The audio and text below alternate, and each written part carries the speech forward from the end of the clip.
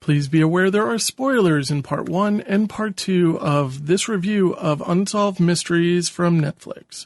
We cover many serious issues in this podcast. This discussion may contain reference to domestic violence, sexual violence, violence against children, suicide, drug use, or graphic depictions of death or dead bodies. It is not suitable for all audiences. Tonight on Unsolved Mysteries Rewind, two friends get together to discuss episodes of their favorite television show, Unsolved Mysteries. Will they find answers? Will anyone care? You may be able to solve a mystery.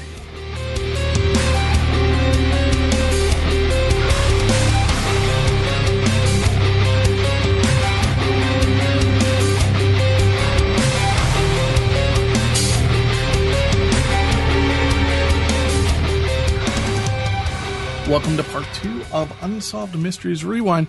We are discussing season 1 of the new 2020 Unsolved Mysteries that is put up on Netflix. I hope you enjoyed part 1. And I just want to introduce Kim. How are you, Kim? Hi, sorry to jump on. No, it's fine. So we're going to do the final 3 episodes of season 1. There are spoilers in this review. Yeah. So just, be aware of that. I think that our discussion would probably come best for people who don't want to watch the series or people who have already seen it. Yeah, if you've already seen it and you're like, I gotta know, like, I just have to talk about this with people, we are here for you because I feel the same way. But yeah, we're going to be covering stories 4, 5, and 6. Which is, story 4 was No Ride Home. Ooh, boy. This one is the one that actually got reopened, like, the same day that the Unsolved Mysteries launched. This is in Gardner, Texas, and we are talking about Alonzo Brooks. So we meet his mom, who is, like, the most sympathetic, amazing, lovely woman. Love her. And she was so close with this guy. He was, like, 22 or 23 when she last saw him, but they were tight. It was her baby boy. Like, she was just, you could tell she just loved this kid so much. So he told her on the night he died that he was going to go to a party for a friend who was, like, shipping off with the army or something. So the party is actually in Lacine, which is about an hour's drive away from Gardner. And apparently everyone at this party is, like, 16 to 21, and it's, like, a real country now kind of party, and I say that as someone who lives with like in the country. And now, I do want to just mention I've only seen one of these 3 episodes, so Kim is going to be telling most of the stories here. So I'm just apologizing in advance for not having any input for 66% of this episode. Well, no, you're good. Like, you can tell me if I'm missing any chunks or anything, if it doesn't make sense. But we talked to his friends who say there's, like, between 30 to 50 people at this party. And apparently Alonzo's a pretty quiet guy, but according to his friends, on this night he was loud and outgoing. Now, it is important to say that Alonzo is an African-American man, and he was the only African-American man at this whole party. And his siblings later talk about coming down to Lacine and having a bunch of people like, what are you doing here? Like, it is very racially tense. So on the night of the party, one of his friends says that Alonzo and another guy at the party were, like, starting to get into it, fight with each other. So the friend steps between them and physically separates them. Now, keep in mind, this is an hour away from where they live. So, like, 5 or 6 people from Gardner drive down together. So everybody's kind of paired up with your drive-in buddy.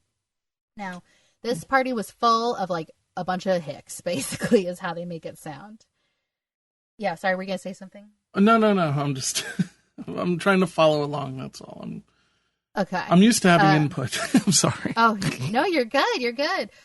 So his friends kind of start leaving, like, 2 by 2 because they're going to other parties, or they want him to go. They just want to go home or whatever. So basically all that's left at the party are these 3 people, Justin, Alonzo, and Adam. Justin is kind of the shadier one of the crew, if you're asking for my opinion on the matter. And it's just that, my opinion. But Justin said that he was out of cigarettes, so he goes to Alonzo and is like, hey, let me bum a cigarette off you. And Alonzo's like, I don't have any. If you're going, pick me up some. So he leaves Alonzo at this party completely by himself. And he says he took a wrong turn. He got stuck on like the backcountry gravel roads, and Justin was MIA. Mm-hmm. So he calls his friend Adam and tells Adam that he got lost, but for Adam to give Alonzo a ride home, and Justin will drive himself home. So the next morning, his mom gets a call, and whoever's on the other line is like, hey, is Alonzo home? Can I talk to Alonzo? So she checks his bedroom. He's not there. She's calling all over the house. He's not there. And she's like, he would not sleep at this random party. So she starts calling all his friends. Where's Alonzo? Where's Alonzo? So Justin says, oh, well, Alonzo was supposed to go home with Adam. So she calls Adam, and Adam's like, I left by myself. I don't know what you're talking about. I did not leave with Alonzo. So a whole bunch of his friends, again, a lot of them are African-American, they go down to this town in Lacine, and they start searching for him. And we see his friend who's like, I do not feel safe here. Like, I'm afraid that I'm going to get killed just for being black here. It is very tense. So they're looking all around the farm. Where did this happen again? I'm sorry. This is in Kansas. Okay. And when? What year? About 2006. Okay, so just like all the other stories, it's relatively current. Yeah. Okay. Yeah, I think it's like 2004, 2006, around there. It's just weird. Like the description of the story could be 1950. You know, it's so weird. Exactly. You know? Oh, absolutely. Absolutely. And it gets more 1950 the deeper we get into it. But his friend's looking around, and he can't find any sign of Alonzo, but he does find on one side of the road, he finds Alonzo's boot and his cap. He had like a beanie. He found those two things. And then a little while down on the other side of the road, he finds the other boot. So the local police get involved. The Kansas Bureau of Investigation gets involved. And eventually the FBI gets involved. And they like look in the creek, and they bring in a dive team. And according to the news, witnesses at the party say that Alonzo was threatened because he was flirting with like a white girl, and all these guys started throwing like racial slurs at him. Right. So according to Justin, his friend Justin, who left him at the party, he's like, oh no, there was no issues going on that night. I don't know what's going on. So after a month of the family calling the sheriff's office being like, what's happening with this case, whatever, the sheriff office is like, all right, if you guys want to do your own search so bad, come on down here and do the search. So the family starts walking him, and bam, they instantly find him. He is on the side of a creek bank. And how much time went by when they found a month? Okay. Yeah, 27 days, I believe it was. So his body is obviously in an advanced stage of decomposition. But they had no broken bones, no stab wounds, no gunshot wounds. And the medical examiner, who I really thought was interesting, he comes on and says that he wasn't able to tell if he was drowned because of the decomposition. And if he was strangled, there's no way to tell because the soft tissue in his neck is gone. So there's like rumors aplenty are flying around about what happened at the party. So some say he was jumped because he was hitting on the white woman.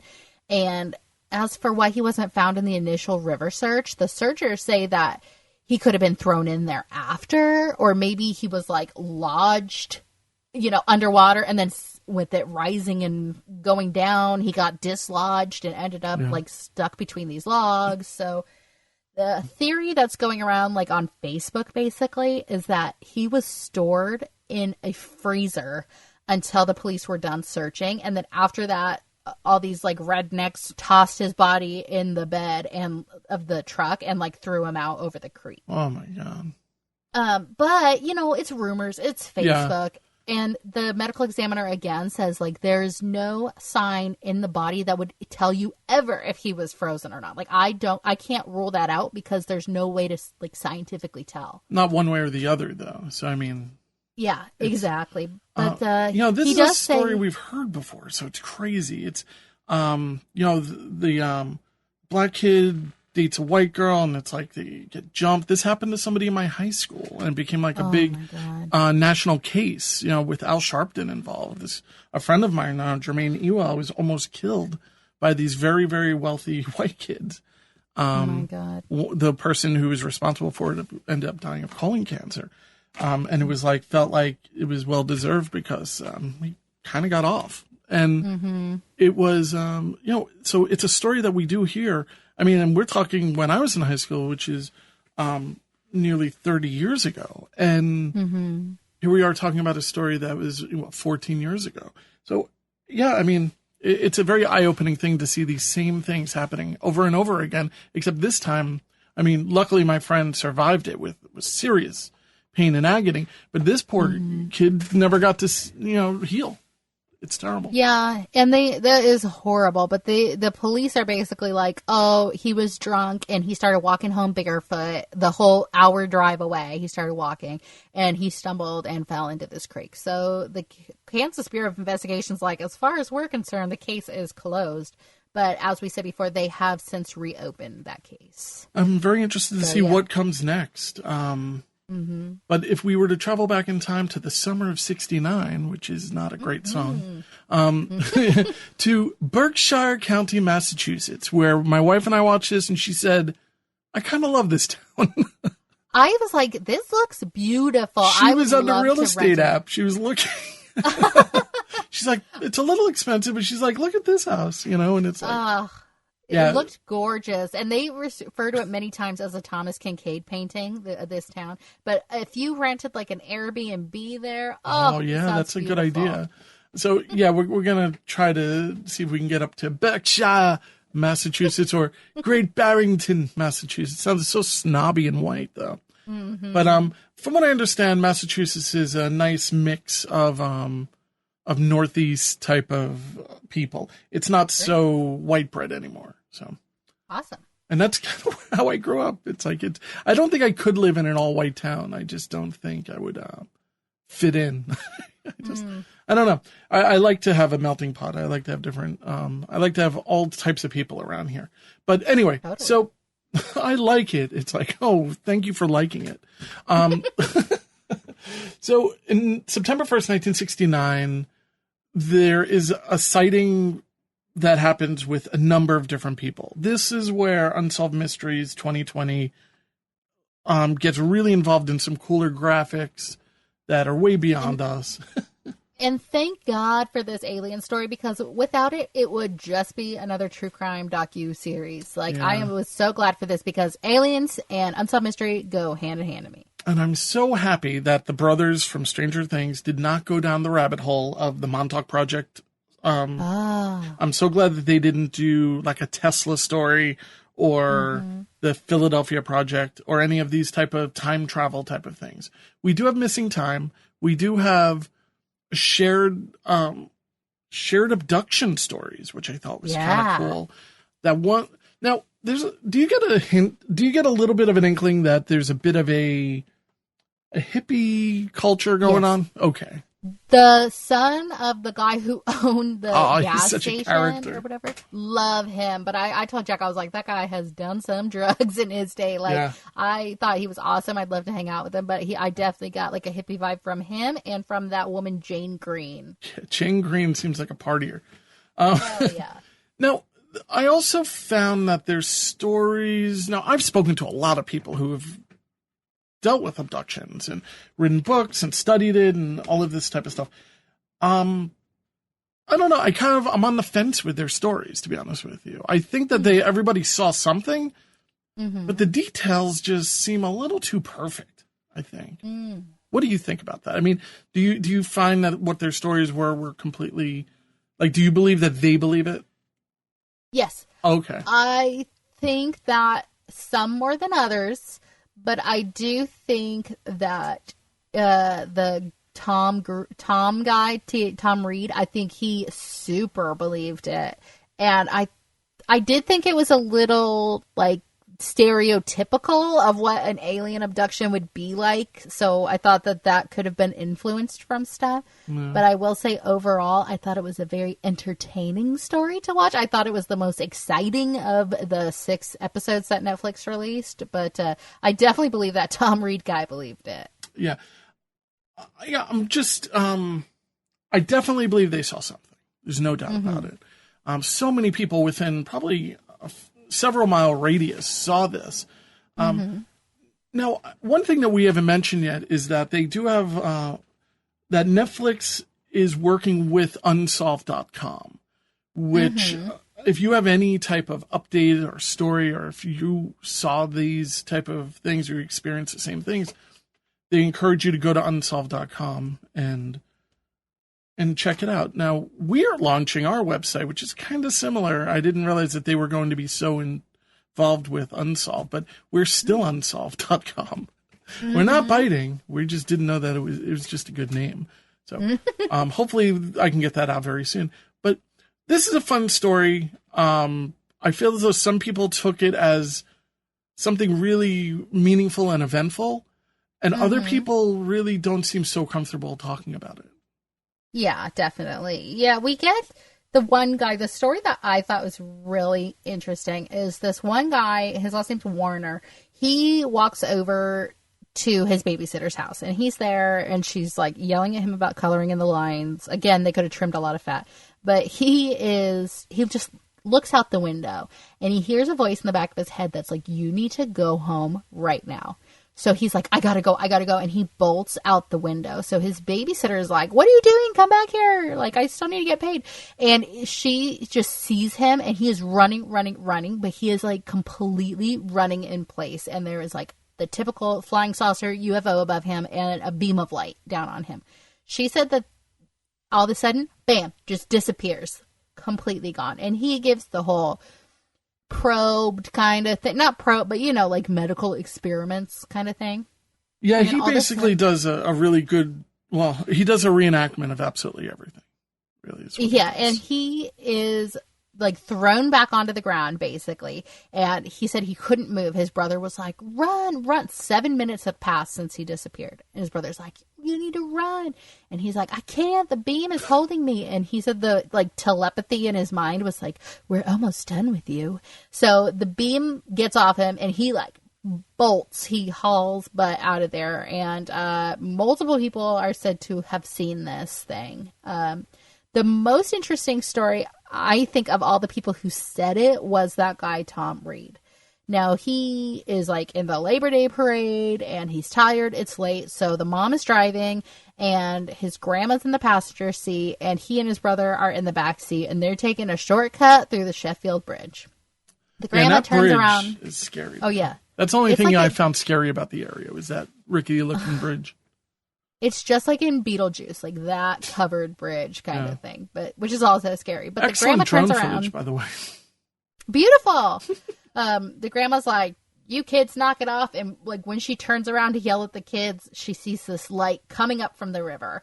And they notice like all the bugs and birds and everything go completely silent. And apparently 2 beams of light fire down on this car, and the whole car was lit up. So that's their last memory. Apparently they were gone for 3 hours of missing time. And when everybody came to, they were in front of the drugstore that they owned, and they were over a mile away from the bridge where they had disappeared. Now, when they come to, the grandma was driving and the mom was in the passenger seat. And apparently the grandma never drove, and that is definitely not how they left that day. So they said it was like the aliens tried to put it back together like nothing had happened, but they put it together wrong.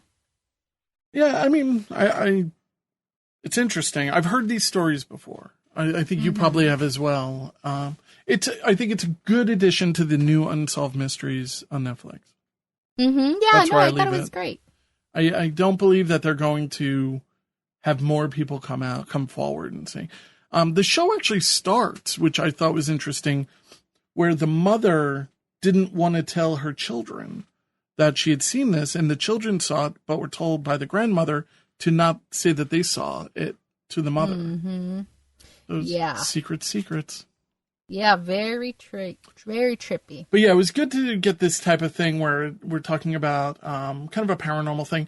It's a story that I've never heard of. I never heard of this specific case. So me neither. That was good. It was good to bring something that didn't have too much light to it to the forefront. And speaking of stories I've never heard of, oh boy, buckle up, because this one was crazy. This is story number 6. It's called Missing Witness. This is the last of the new ones that they released. This is in 2006.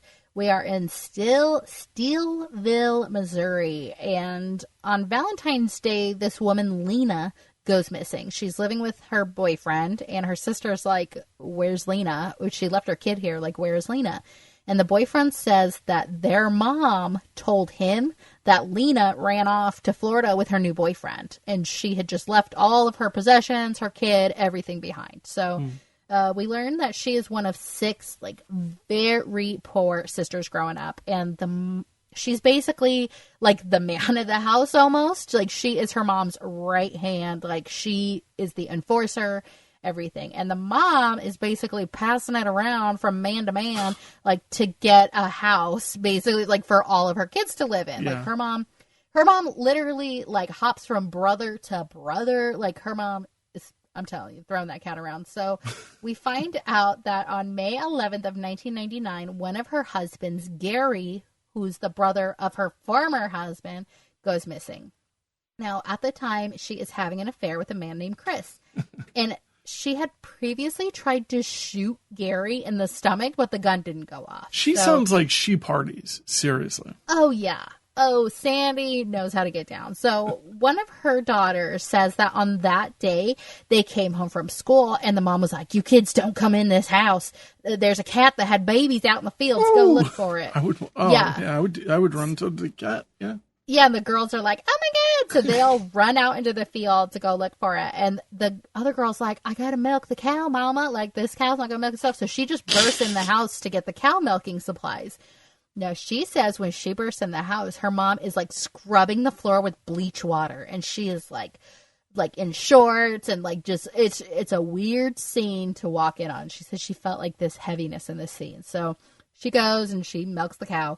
And that night, the mom sits all 6 of the girls down with the new boyfriend, Chris, and is like, if anybody ever asks you, Gary, the guy who went missing, went to go buy a fighting rooster in Diamond, which is like another town, and y'all had spaghetti for dinner, and you have never seen him since. And she is saying this to girls who are like 13 to 2, basically. Now, here's the thing. A fighting rooster, huh? I know, exactly. And where do you buy, is that Craigslist? Where do you get a fighting rooster?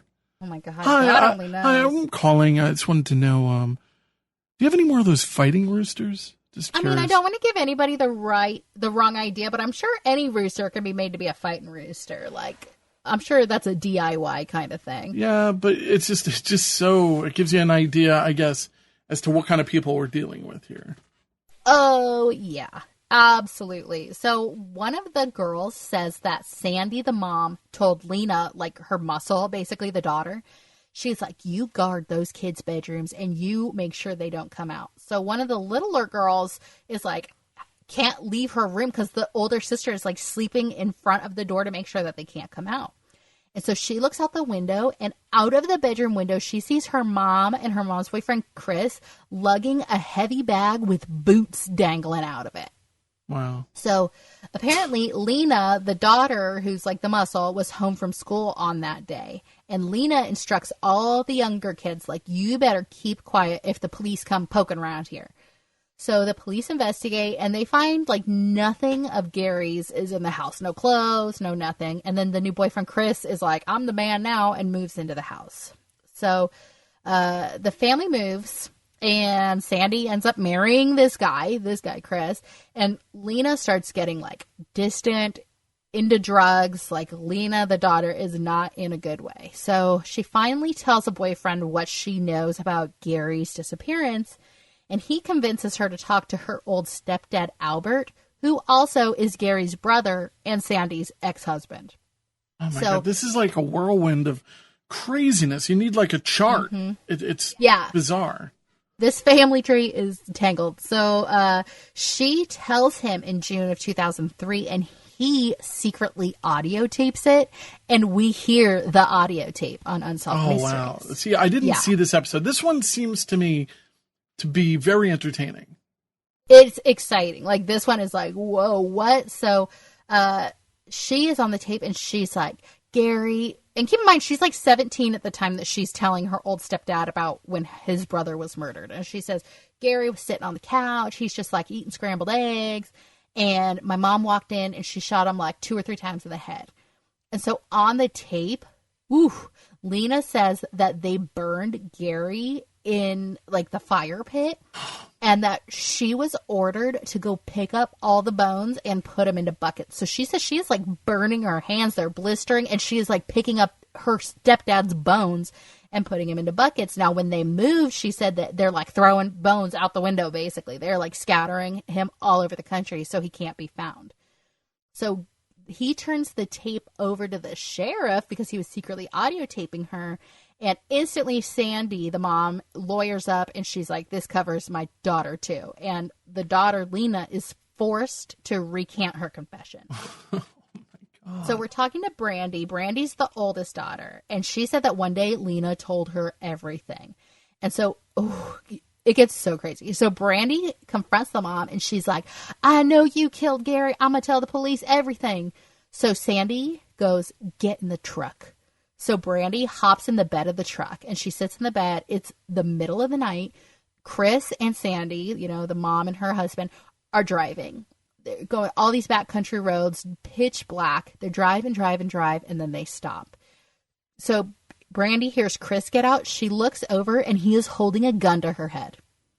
So she hops out of the bed of the truck and she's like staring at her mom, and her mom's just looking at her like, shouldn't have told on me. You know, like her mom is basically ordering this hit. So Brandy does the only thing she can do because she's like, I can't run away because I don't know where the hell I am. It's dark. They would have shot me.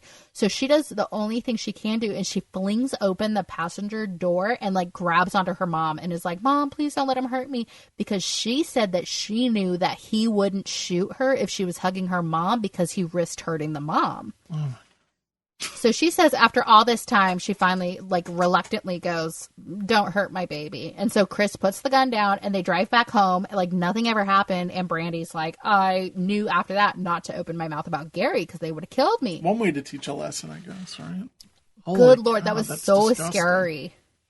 Yeah, so in 2003, Lena, the girl who, you know, had the confession on tape, she has a son, and this like turns her whole life around. His name's Coulter, and she is obsessed with him. She starts like kind of dating this new guy, and slowly but surely she is like getting straight, and she is starting to gain independence from her mom, Sandy.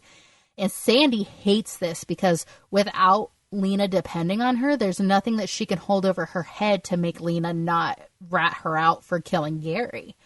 So because criminal charges weren't filed, in June of 2006, Gary, the guy who was murdered, his daughters file a civil suit against Sandy. So the court actually needs to subpoena Lena so Lena can testify. Lena is nowhere to be found. And Sandy said that just a few months before, in February, is when Lena ran off with her boyfriend to live in Florida. So one of Lena's sisters was like, I don't like this. This stinks to high heaven. There's no way she would leave her kid. So she starts posting missing persons flyers all over town. And she later learns that her mom is paying her younger sisters $5 a piece to tear them down. That's good money.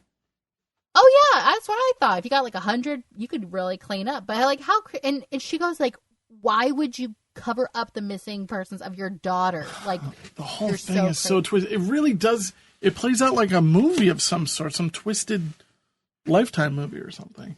And it gets even more twisted because we find out part of the reason that the mom wanted to kill Lena is because the mom always wanted a boy, and now she gets to have custody of Coulter, the boy. My God. And she's like, all I've had is girls and I've always wanted a boy. So they said as soon as she found out that Lena was having a boy, she like completely flipped a switch. She became so possessive, so obsessive. She would make him call her mom when he was like when she was babysitting him. So like as of the time of this recording, she is still raising the little boy. Like no charges have been filed. We do learn that in 2013, the wrongful death trial goes forward, and Chris and Sandy were found liable in the death of Gary McCullough. So they're ordered to pay like $7 million to Gary's daughter, but we know that's not going to happen because they're like, they don't have that money. So Lena's sister Brandy gets permission to like search the house that they were living at the time of her disappearance. And that's when I sent you that picture of like the dugout house that they had. Okay, yeah. So she's searching all over and she's like, there was a well here that my mom like covered up, sealed off, and it is no longer here. And so we're kind of like, is that where Lena is maybe? Right. And we kind of leave Unsolved Mysteries 2020 with they're doing like that ground penetrating radar because apparently the mom had lied about their dog being buried in this one specific spot. So they were like, that's probably a good place to look for her. And they're doing the ground penetrating radar, but they said nothing, no remains were ever found. And, you know, if you have any information on the disappearance of Lena, like, let us know. So they left it a little bit open. I think they're setting themselves up to provide updates to these things. Yeah, I just, like, there's so many questions I have. They showed so many pictures of the mom and of Chris, and I'm like, how can you show these people's pictures that didn't want to be on the show, that you're blatantly accusing of murder? And don't get me wrong, I mean, I believe the daughters 100% here, but I just wonder legally how they can show the person who they think is a suspect. Like, it seems like that's going to lead to some lawsuits. Well, it's not just, I mean, I think it's also... I guess they could talk about the case, maybe. But, yeah, I mean, you can't just come out and say, well, this person... I mean, are they flat out accusing them? Yeah, I mean, kind of. On some of these, they really are.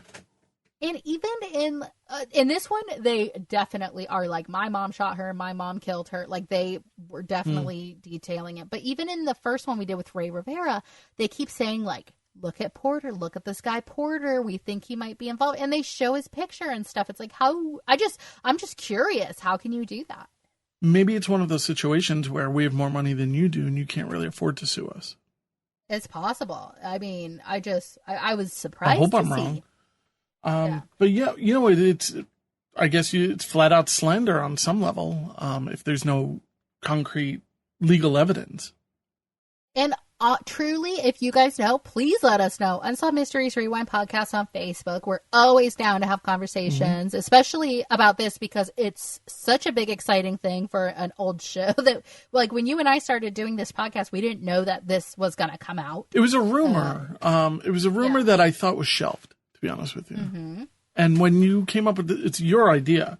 When you came up with the idea of Unsolved Mysteries Rewind, which went through a couple other names, I don't know. I kind of fell in love with the idea right away. I was always a fan of Unsolved Mysteries, but this gave me the opportunity to really dive in and watch it. So I really thank you so much for birthing the idea. And while I'll always take credit for your thanking me, and I appreciate it, I just mean, like, this is just a big development in the world of Unsolved Mysteries. So we want to talk to you guys about it and hear your thoughts about it. Yes, and the one thing that was kind of missing from this 6-part opus is a child death. There are no children being killed or murdered or missing. So I thought that was kind of interesting. Yeah. And no high profile cases. I will say, I think that French one is probably the highest profile just because I had heard of it before. And in France, it's like a big deal. In fact, I was reading articles about it, and apparently the SWAT like bombarded this guy at the airport because they thought it was him and arrested him, and it was like a crazy public takedown, and it turns out it wasn't him at all. So that would be my luck. I can't even speak French. I think that one is like the biggest, well-known one of them. Of course, I'm just speaking from my own reference, but overall, like we said, great storytelling, beautiful imagery. To me, though, it's not Unsolved Mystery. I would love to see a few per episode. I would love to see them switch it up a little bit, like not just murder all the time. But overall, I thought it was entertaining. Yeah, I very few bad things to say about the entire show. I will say that I don't think it would be difficult for them to have rebooted the show in a form that was paying an homage to the original. And this doesn't. This doesn't really, aside from the intro and outro, it's really has no relation whatsoever to Unsolved Mysteries. Absolutely. That's exactly how I feel. But it's high quality and it's good, and I'm happy to see that the name is alive and well. And we will, if they release more episodes, we'll release more episodes about it. But I think it's time we go back to the 80s and 90s and jump on those stack episodes that we miss already. Absolutely. This will make me appreciate those episodes a little bit more, I think. But Kim, as always, thank you so much for getting together to review this. This is our first review, I guess. Usually what we're doing is updates and discussions about the cases. This is our first legitimate review. So I give it a 4 stars out of 5. What about you? Yeah, same. Like you said, if there's more, we'll watch it. We'll discover it. I'd love to see where it goes. I don't think it's there yet. But yeah, I liked it. Yeah, 3.75 stars. I don't think it's going to have that same push that Tiger King had. It just, Tiger, I don't know if you watched Tiger King, but no, I didn't. There were so many, I think you would enjoy it. It's so crazy and so many characters and more comedic that I think that it appeals to more people. This is really some dark stuff. This might not appeal to everyone just because it is so dark on some cases. But all in all, again, I'm very happy that we did it.